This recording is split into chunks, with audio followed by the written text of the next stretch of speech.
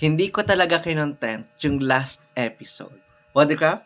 Mga ka-BL, hindi talaga, hindi ako naniniwala na this is the end of Tan. I believe buhay siya. And buhay nga.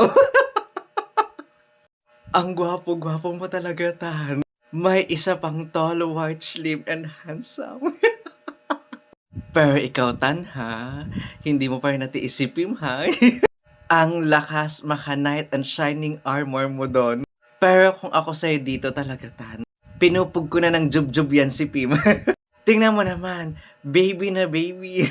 Parang ayan, tingnan niya si Chet. Oh, 'di ba? Baby na baby ng kanyang bodyguard. Gawain pa ba yan ng bodyguard? Pasok pa ba yan sa trabaho niya? Ha, Chet? Pero Chet, huwag ka magpapauto dyan kay Risa. Pero naaawa ako sa kanya. Imagine mo kasi ha, nakipagkuntsabahan ka kay Pim para mapaalis si Chet. Ngayon naman, nakikipagkuntsabahan ka kay Chet para mapaalis si Pim. So, hanggang doon na lang ang role mo. Ayaw mong ikaw, alam mo yon, ilaban mo yung sarili mo. Kaso sa bagay, hindi mo kasi sila kaya. Both combined and individually. Kaya, ang ginawa mong strategy, pag-awahin yung dalawa mong mabigat na kariban, nakaaway. Para kapag ano na nila ang isa't isa, sa'yo ang corona.